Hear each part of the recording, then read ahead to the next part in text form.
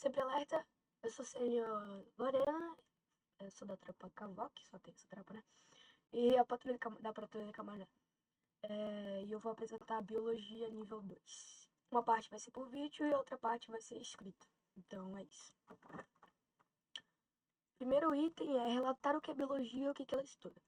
Biologia, a gente separa assim, bio e logia. Bio é o estudo da vida e logia é o estudo. Então, bio é vida, estudo é logia. Desculpa. Então, biologia estuda os seres vivos e não vivos e como eles se comportam entre si. E suas interações, no caso. Item 2. Descrever a importância das abelhas para o ecossistema mundial. Além de produzirem o mel, elas são responsáveis pela polinização de inúmeros alimentos, como frutas, legumes e grãos, garantindo a segurança alimentar a toda a humanidade.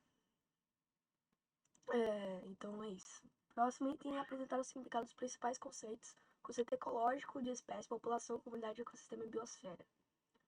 Conceito ecológico de espécies são agrupamentos de populações naturais que são capazes de reproduzir-se naturalmente e são reprodutivamente isolados de outros grupos. Então, assim,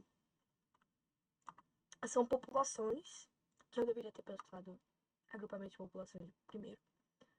São populações naturais que são capazes de reproduzir-se naturalmente e são isoladas de outros grupos. População é um conjunto de indivíduos da mesma espécie que vive em determinada área e em determinado momento. Comunidades são um conjunto de populações e ecossistema é um conjunto formado pelas interações entre componentes bióticos e abióticos. Bióticos são seres vivos e bióticos são seres não vivos. E contexto da biosfera é o conjunto de todos os ecossistemas da Terra, ou seja, diz respeito a regiões habitadas do nosso planeta. É basicamente a Terra.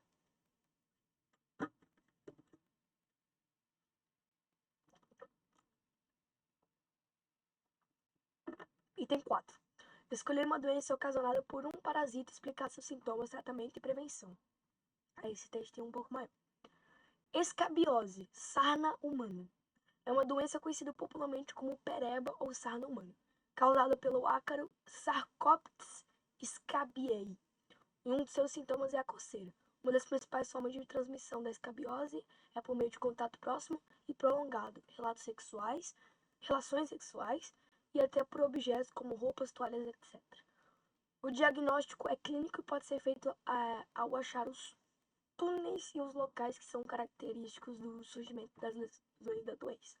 O tratamento é feito por meio do uso de antiparasitários e as formas de prevenção são trocar e lavar as roupas de cama, de banho, sempre que possível, manter os cômodos da casa higienizados, inclusive aqueles desocupados, trocar diariamente de roupas, pois fora do corpo o ácaro sobrevive e não sobrevive.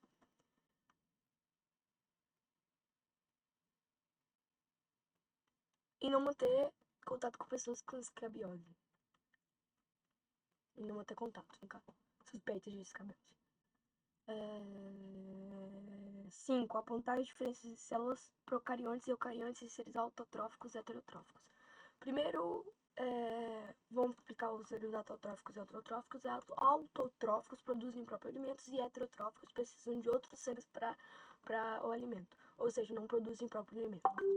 O próprio alimento. Peraí que chegou notificação aqui.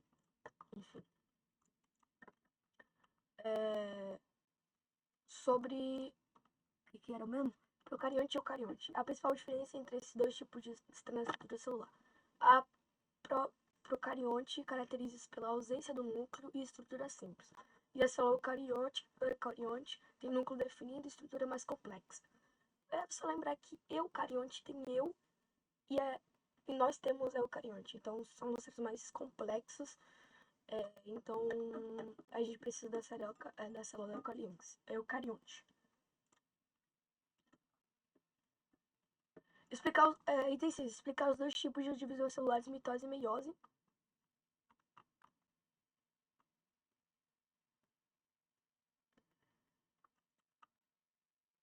Um minuto.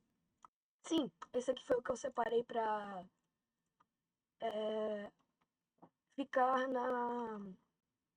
no texto, porque é um item muito grande. O item 7 eu não vou fazer. Item 8.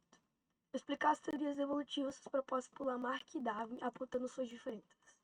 Lamarck defendia que todas as mudanças estruturais sofridas por um indivíduo seriam transmitidas para seus descendentes.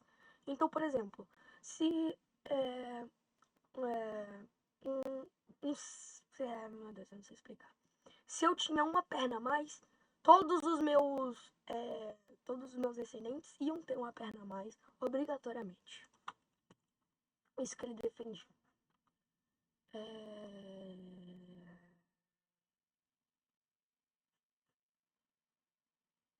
E já Darwin afirmava que o ambiente, por meio de seleção natural, determina a importância da característica do indivíduo ou de suas variações, e os organismos mais bem adaptados a esse ambiente têm maior chance de sobreviver, deixando um número maior de descendentes. Então vamos lá. Existem alguns seres com 3 pernas e alguns seres com 2 pernas. Vamos supor que os seres com 3 pernas tinham mais dificuldade de locomoção. Então, esses seres acabavam morrendo muito mais rápido. Já as pessoas que tinham 2 pernas, como elas tinham menos dificuldade para locomoção, acabaram ficando por mais tempo e tendo assim se reproduzindo mais e dando mais gerações. Então, por isso, os seres de 3 pernas acabaram entrando em extinção.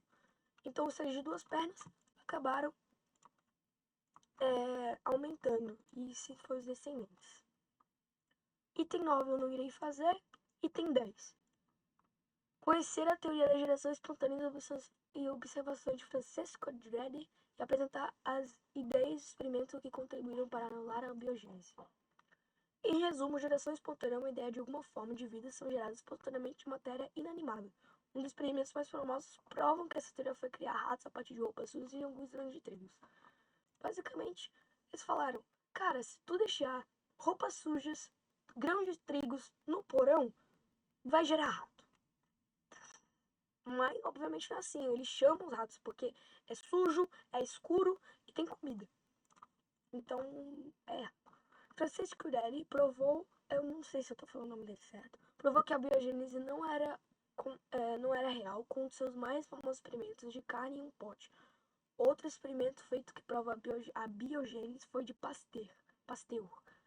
Um caldo nutritivo é colocado em um frasco, esse frasco tem um gargalo curvo. Esse frasco é fervido e depois de um tempo continua sem micro-organismos, fazendo com que quando o gargalo é quebrado, o micro-organismo surge.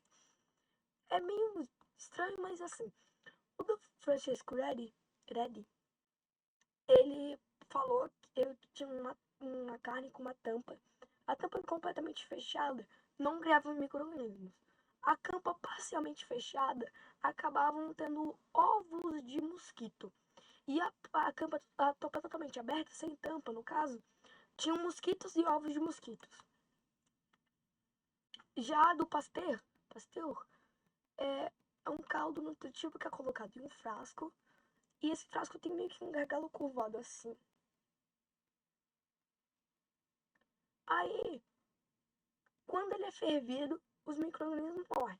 E como ele é assim, ele acabou não entrando micro-organismos.